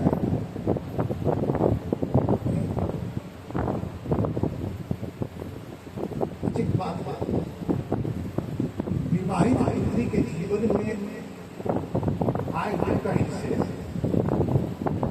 पुत्री के पिता को प्रसन्नता होगी, ये कष्ट होता है। लेकिन जनक के साथ कुछ दूसरी, राम के साथ सीता वन को चली गई। भरत जी चित्रकूट जाते हैं राम को मना कर लाने और हमारे जनक ने अयोध्या से आए हुए वृद्धजनों की बातें सुनते हुए कि पुत्र पवित्र प्रिय को धन्य है सीता जो दोनों कुल के गौरव की रक्षा करती है। हमारा जनक ने कहा विश्वामित्र से कि राम जैसे पति को पाकर मेरी पुत्री जनकपुर के संस्कृति का विस्तार करेगी। जनकपुर की संस्कृति क्या है? जनकपुर की संस्कृति योग योग माना क्यों? संसार के संपूर्ण समृद्धि के बाद भी उस समृद्धि को भोगने का आग्रह करना होना ही जनकपुर की संस्कृति। सीता जहां अभिषेक की बात मानकर महर्षि वशिष्ठ के द्वारा निर्दिष्ट होकर देवाराधन कर रही है, रात्रि जागरण और राम के बन जाने की बात जब सुनती है तो कभी मैं भी चली। राम कहते कि देवी आपके लिए बन जाने की आज्ञा नहीं है, संसार में एकमात्र पति और पत्नी तो होते हैं कि पति के भाग्य का सौभाग्य होती है पति। आपको आज्ञा होगी तो मेरी भी है, मेरे लिए। और एक बात मैं आपको और बता दूं कि जब छोटी बच्ची थी तो हमारे यहाँ आई हुई छुट्टियों ने मेरे हाथ को देखकर कहा था कि जब वन में ही आई है तो मेरी संभावना तो वन में है, वन जीवन में है। तो मेरी संभावना को आकार देने के लिए ही पत्नी के जीवन की संभावना को आकार देने के लिए पति की आवश्यकता होती है। तो आप मेरे जीवन की जो संभावना वन में है उस संभावना को आकार देने के लिए आपका दायित्व, इसीलिए आपको हम भेजा उसमें और कोई दूसरा काम तो भला ऐसे विचार से चुप और उसके जीवन में लोक दृष्टि से विषम की स्थिति आ रही उससे उसका पिता प्रसन्न होगा या अप्रसन्न। तो पहले तो अपने संतानों की संभावनाओं को जानना चाहिए कि मेरे पुत्रों की संभावनाएं कहाँ और कैसी है। आज तो अपने सामर्थ्य के बल पर संभावना खरीदना चाहता है। जो ऐसा पुरुषार्थ है उस पुरुषार्थ के लिए जब संभावनाएं दिखती हैं तो सुविधा से विवाह हो गया भारत भारत तो सुविधा जिस स्कूल की थी वैसी संस्कृति को अपने पुत्र में डाले बुद्ध हो गए। ने घोषणा कर दी कि संपूर्ण प्रजा का पालन भरण पोषण मैं करता हूँ। राजा ऐसी स्थिति में राजा को छोड़ करके किसी अन्य देवता की आराधना धर्म नहीं। शासन को नियंत्रित करने का दायित्व किसका होता है? नहीं, समाज के प्रबुद्ध जनों का होता है। आज जैसा लोकतंत्र नहीं था, एक गाय भैंस चराने वाले का भी वोट का महत्व उतना ही है जो कि एक एमए उसके वोट का बराबर महत्व नहीं। क्योंकि जिस व्यक्ति के पास बौद्धिक सामर्थ्य नहीं है, सांस्कृतिक चेतना नहीं है, वह केवल और केवल अपने लोक लाभ और लोभ में इस सरकार को बनाएगा नहीं। जिसके पास सांस्कृतिक चेतना है वह संसार के भोग के लोभ और लाभ के लिए सरकार बनाएगा और गिराएगा नहीं, बल्कि वह उसी सरकार को गिराएगा जो भारत की संस्कृति के विपरीत कार्य करेगी सरकार। तो बेल ने जब यह बात कही कि हम राजा हैं, संपूर्ण प्रजा का भरण पोषण मैं करता हूं, मैं राजा हूं, तो मेरी पूजा छोड़ करके अन्य देवताओं की पूजा कोई नहीं करेगा, अन्यथा वो उसे दंडित करेगा।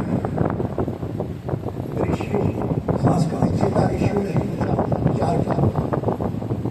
ऐसे राजा के रहते राष्ट्र का कल्याण नहीं हो सकता। सिंहासन से उतार करके पेड़ को बदल ऋषि उसी छोटा सा काला रंग का बालक निकला, क्या करो? ऋषि ने फिर दाएं पूजा को बता गया उसी अत्यंत सुंदर दिव्या जिनका नाम हुआ। राजा जब धर्म का मार्ग छोड़ देता है तो पृथ्वी बंजर हो जाती है। प्रजा का पोषण पालन संकट हो जाता है। पृथ्वी को जब भारत के सिंहासन पर बैठाया गया, उस समय नाम भारत नहीं था, नाम तो पृथ्वी बन गई। तो पृथ्वी ने प्रजा के पालन के लिए पृथ्वी को समतल कर करके हल्या लगी। पृथ्वी देवी आई महाराज पृथ्वी के शरण में और कहीं आप दीर्ण न करे, जो कि पात्रों की व्यवस्था करे और मुझसे मेरा सब जो कि साधन है। तो धरती आई पृथ्वी के और नाम हो गया पृथ्वी। तो पृथ्वी और पृथ्वी का समझ क्या हुआ? पिता और राजा राज्य का भोक्ता नहीं होता, राजा राज्य का संरक्षक होता है, जो पिता होता है। और राज्य पृथ्वी होती और इन्होंने अन्य पात्र की व्यवस्था करी और संपूर्ण प्राणियों के जो जिनका पोषण जिन तत्वों से हो सकता है उन तत्वों को पृथ्वी से प्राप्त किया। और अपने प्रजा वर्गों के बीच में इन्होंने संस्कृति का उद्बोधन करने के लिए मानवीय मूल्य का संवर्धन एक सत्र का आयोजन केंद्र जब का उस यज्ञ में चमकादी ऋषि जैसे इन ऋषियों को देखा महाराज ठाकुर ने स्वयं को पीछे करके ऋषियों को भारत की संस्कृति है। आचार्य हमारे यहाँ श्रेष्ठ होते हैं राजा से, लेकिन आज की स्थिति क्या है? किसी शिक्षा संस्थान में वर्तमान निवर्तमान या भावी नाम की बात मैं नहीं कर रहा, एक वार्ड कमिश्नर चला जाए तो वहां के आचार्य जो होते हैं उसको आगे इतना परिवर्तन हो गया। आचार्यों का इतना हरा सुना है, राजनेताओं ने सांस्कृतिक केंद्रों को मस्त और विश्वभर उन्होंने प्रजाओं को उद्बोधित किया, राजा को उद्बोधित किया। पृथ्वी की बड़ी परंपरा आगे चली, इसी परंपरा में आगे जाकर के प्रचेतागण आदि हुए। फिर ऋषभदेव पुरंजन की कथा आती है, पहले पूर्व कहते हैं शरीर को जो सजाता है उसको पुरंजन कहते हैं। शरीर के 10 बार सब प्रकार का विशद वर्णन नहीं करना है, और जो शरीर तक की जिसकी दृष्टि है उसे पुरंजन कहते हैं। उसकी दशा क्या है? एक बार इधर भ्रूण हत्या की घटना बढ़ी, क्यों घटना बढ़ी?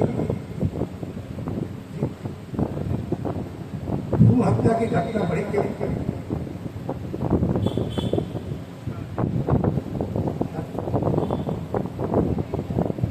मैंने मेल इशू नहीं हुआ, फीमेल इशू हुआ तो उसका असर बात है। अच्छा, फीमेल इशू जो होता है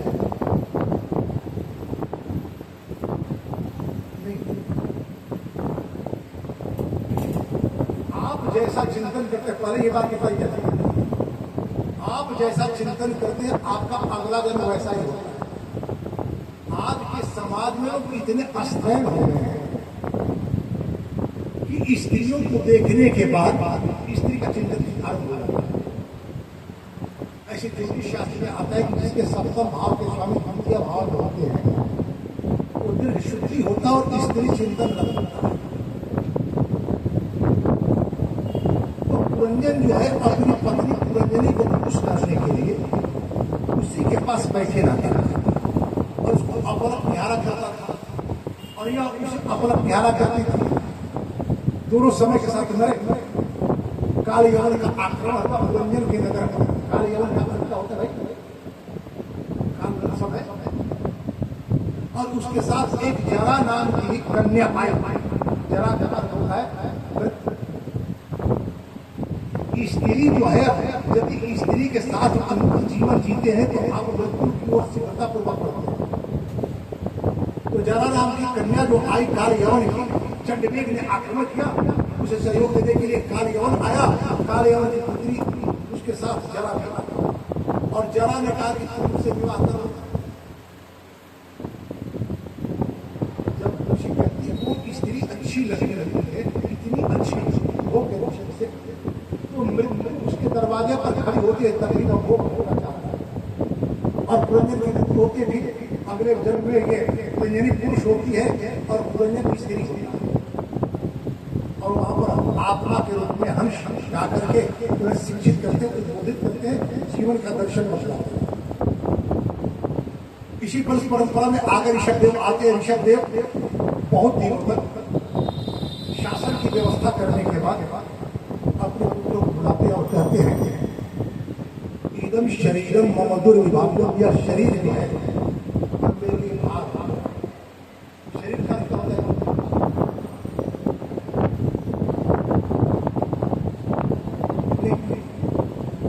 तीन नाम है इस स्वरूप का, तीन नाम है, मनोदेह और शरीर। तुलसी वाली लिखते हैं बड़े भाग आप स्तर का। यदि आप अर्धचेता है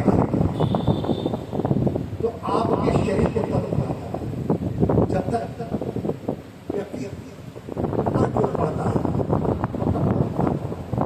अर्धचेता जब है और जब आपका ऊपर की ओर विकास हो जाता है, आप फैलने लगते हैं,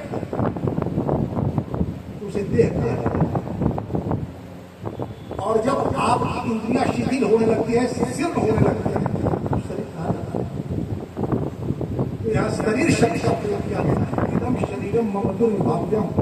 अब यह शरीर दुर्भाव्य हो गया है, भार हो गया, क्योंकि इस जीवन का जो उद्देश्य है, जीवन का उद्देश्य क्या है?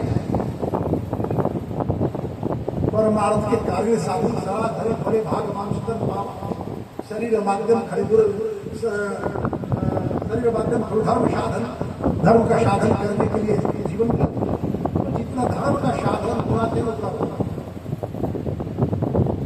धर्म का साधन धर्म से भी बदल नहीं रहना चाहिए। धर्म साधन साध्य नहीं है। नौका चाहे कितनी भी सुंदर हो, नदी को पार करने वाला व्यक्ति पार करने के बाद क्या करता है? नौका के अपने पैर से छेल देते हैं। नहीं, जब आप करेंगे एक पैर किनारे रखेंगे तो दूसरा पैर स्वाभाविक से नौका को पीछे छेल देंगे। धर्म का अर्थ है, धर्म का उद्देश्य धर्म साधन है। आपने धर्म का साधन किया। धर्म का उद्देश्य है 4 पुरुषार्थ में पहला पुरुषार्थ धर्म के बाद क्या होता है? अर्थ का अर्थ क्या होता है?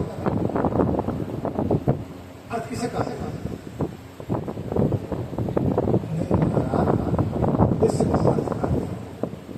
आपको अर्थ समझ में आ गई? धर्म का पालन आपने किया जिस उद्देश्य से, वह उद्देश्य यदि आपको समझ में आ गया, मैं तो पुरुषार्थ समझ में पुरुषार्थ करने तो हमने बताया पुरुष के उद्देश्य अर्थात विष्णु को प्राप्त करने के उद्देश्य जो भी कार्य किया है उसे पूछा। तो धर्म एक साधन है, एक साधन को आपने किया एक सीमा था। अब दूसरे साधन की ओर लग गए, आपको जीवन का अर्थ समझ में आ गया। उसको पाने के लिए आपको काम चाहिए। काम क्या है? काम क्या होता है? कैसी कामा भावाय कामये, जिस कामना से कामनाओं का शेष हो जाएगा वैसी संसार के विषयों की कामना करेंगे तो कुछ देर के लिए कामनाएं शांत होकर फिर बढ़ जाती है। तो कामा भावाय कामये ऐसी कामना करे उस परमात्मा को प्राप्त करने का। ये कामा भाव है, संसार की कामनाएं छोटी हो गई। जैसे कविताओं में तुलसी को बना एक अयोध्या में रहने वाली स्त्री एक कामना को लेकर गई महाराज दशरथ। बड़े सुंदर भाव लिखते तुलसी को। अवधेश के द्वार सकारी में एक अयोध्या की स्त्री सकारी विशेष कार्य सकारी के साथ और गई तो क्या करी?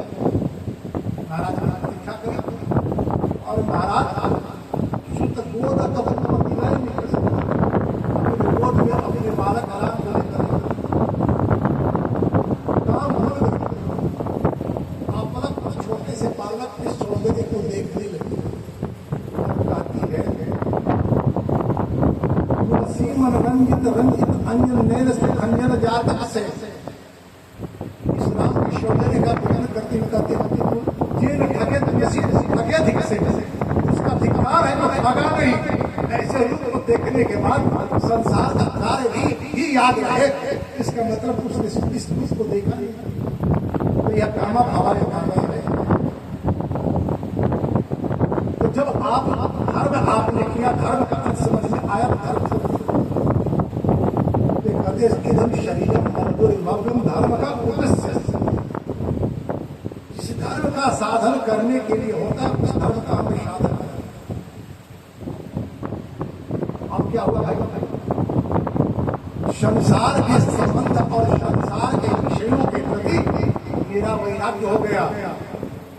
संसार के संबंधों के विषय में कहते ऋषभ देव जी गुरु नहीं है, वह माता माता नहीं है, वह बंधु बंधु नहीं, वह पति पति नहीं, वह बंधु नहीं है।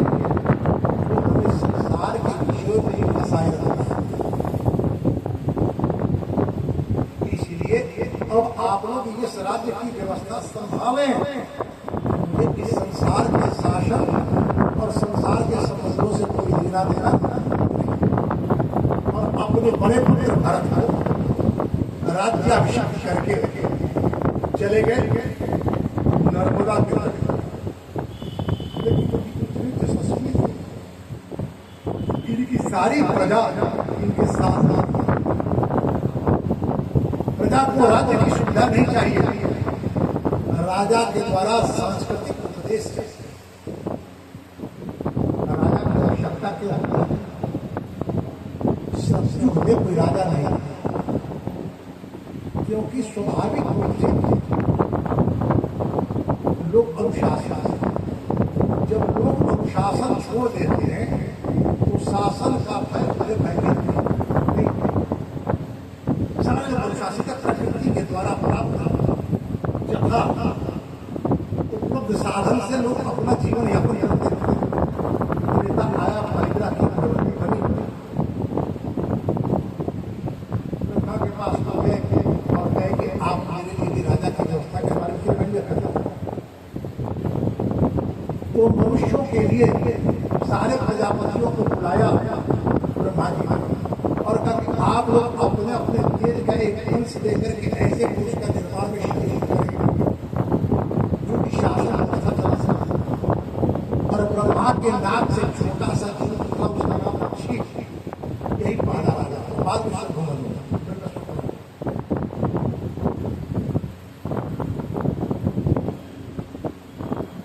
तो राजा का विषय प्रजा की आवश्यकताओं की व्याख्या करें और उस आवश्यकता के अनुसार संसाधन और व्यवस्था उपलब्ध कराएं। लेकिन आज स्थिति क्या है? दुर्योधन ने पहली बार दुर्योधन ने लोगों के भीतर महत्वाकांक्षा का जन्म किया और तब से लेकर अब तक बरस जारी है। कोई कहता है कि भाई 125 यूनिट बिजली हम फ्री कर देंगे, आप अवसर देंगे। तो कोई कहता है कि मैं आपको बिजली का बिल ही माफ कर देंगे। पात्रता से अधिक, आवश्यकता से अधिक यदि आपके पास साधन हो जाए, क्या करेंगे? धारी से जिनकर कहते हैं नहीं शांति है तब तक जब तक सुभाग अंदर का हो, नहीं किसी को बहुत अधिक हो, नहीं किसी को। आज प्राय लोग कहते हैं कि प्यास का बाजार बना और भूख का बाजार तो पहले से ही है। कि पृथ्वी से उत्पन्न अन्न बाजार में पहले बार नहीं गया, उसके पहले अन्न पहुंचा नहीं। भागवत वैष्णव दर्शन के सबसे प्रमाणित ग्रंथ के रूप में नारद पंचात्र है, उसमें वैष्णवों में इस प्रकार के दोष का वर्णन किया है। उसमें से कोई एक भी दोष हो तो वैष्णव नहीं। उसमें एक दोष का वर्णन है ज्ञान वायु का तुलना। और समझ गए ज्ञान वायु, तो ज्ञान वायु तुलना क्यों है? जब हमारे भीतर अजीर्ण होता है तो अधिक भोजन करते हैं, अजीर्ण होता है तो ज्ञान वायु होता है, डकार तो अधिक भोजन का फल क्या होगा? जब आपने अधिक भोजन किया तो कहीं ना कहीं किसी दूसरे व्यक्ति के हिस्से का भी भोजन आपने किया है। इस पृथ्वी पर जन्म लेने वाले जितने प्राणी हैं, पृथ्वी से प्राप्त अन्न पर सबका समान अधिकार है, सबको भोजन की बिल्कुल व्यवस्था होती है। यदि आपके भीतर ऐसी धारणा हुई फिर आप खेतों में रासायनिक उर्वरक का प्रयोग नहीं करेंगे। आपको रासायनिक उर्वरक का प्रयोग इसलिए करते हैं अधिक से अधिक अन्न उत्पन्न कर लेते। परिणाम क्या होता है? हमारे प्राणों अन्य प्राणा कहा गया, अन्य प्राण का अन्न को दूषित होने से बचाया जाए। आज भिन्न भिन्न प्रकार के संकर प्रजाति पौधे लगाए जाते हैं अधिक उत्पादन। चीन का एक वैज्ञानिक समाचार, मानव जीवन का भोजन चक्र पर लिखा और उसके लिए उसे परिपोषित किया और उसमें लिखा कि एक इतने लोगों का भोजन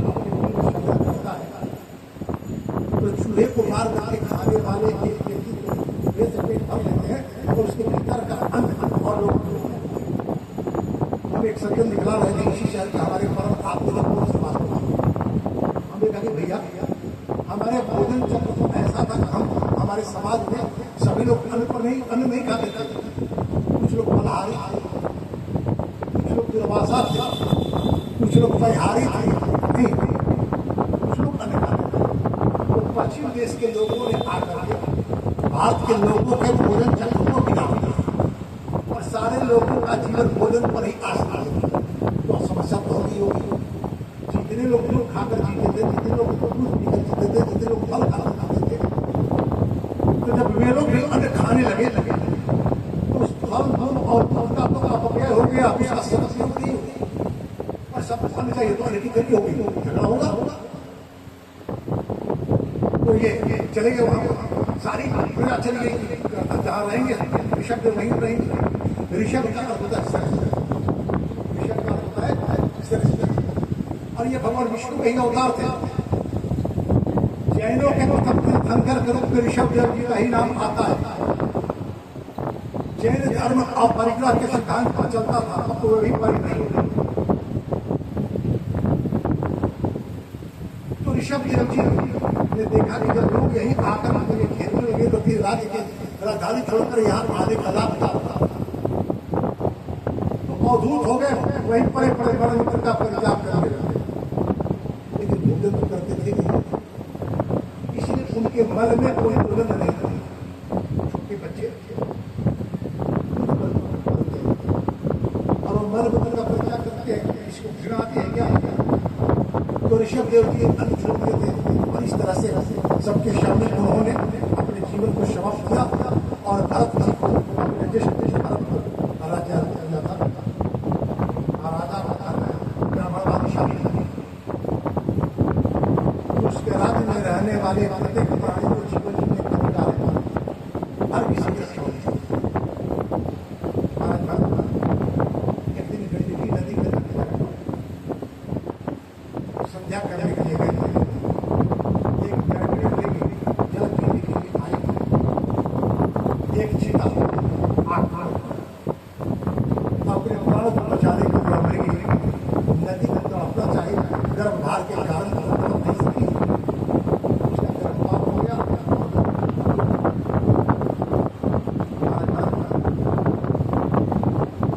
उस मृगी के शावक को राजा का, लेकिन उस धर्म का पालन करते करते कब आशादी हो गए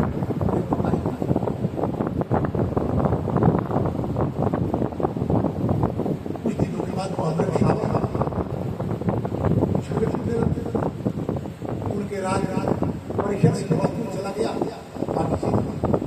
जहाँ और बल जब सौदात्मा से भेद होंगे ना तो व्यक्ति आसानी से नहीं मृत के रूप में मिलकर के आगे भारत को नहीं चलता, क्योंकि वह स्वयं अपनी आत्मिकता अपने से संग्रह नहीं कर सकता, हमारे ऊपर आश्रित है। किसी को भी आप अपने ऊपर आश्रित न मानिए। परिस्थितियां जीवन जीने के लिए सिखा देगा।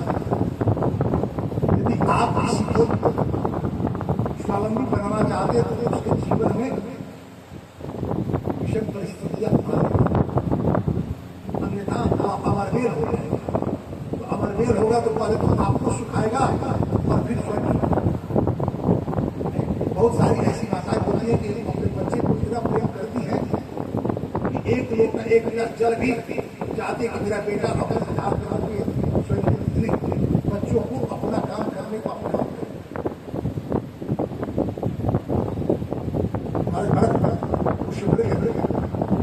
शावक के चिंतन करते रहे। और जिस समय में जिस चिंतन के साथ जीवन को समाप्त होता है उसी जीवन को प्राप्त करता है। गणित के विद्यार्थी रहे हैं, विद्यार्थी कहना गलती है, गणित के आचार्य है बचपन कभी कभी होमवर्क बनाते समय होती है कि यदि होमवर्क पूरा नहीं हुआ तो सुबह जगता तो पहला काम क्या करता है? होमवर्क करता तो कहाँ से शुरू करता है? जहाँ सवेरे होता है नहीं है।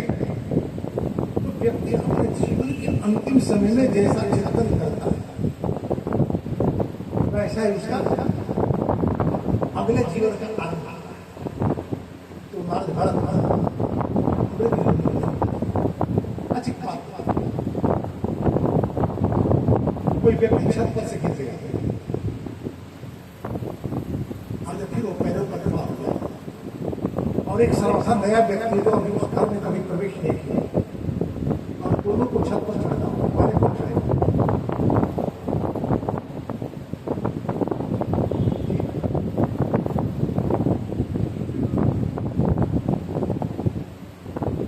जो छत पर से गिरा है उसके पैर ठीक हो गए हैं, चलने की स्थिति में एक बार के बाद है और एक नया व्यक्ति है जो कभी उस घर में प्रवेश नहीं किया है।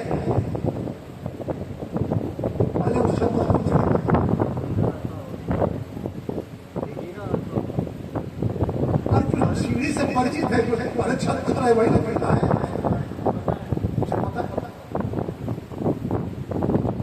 तो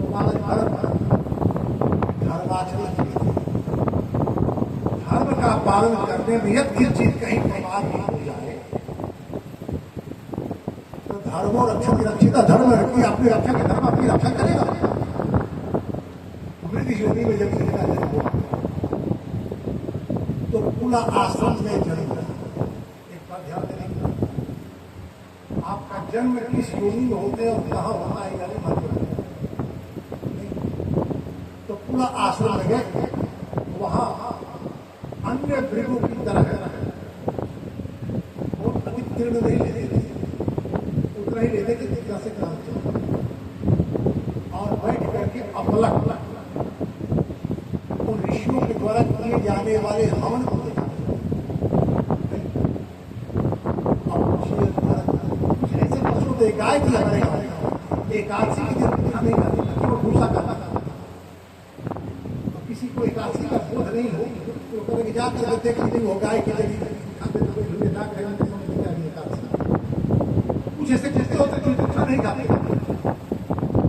उनके पूर्व जब उनके कर्म है प्रारब्ध है उनकी जोड़ी हो गई गाय की कुत्ते की कुछ ऐसा संस्कार है जो सुरक्षित।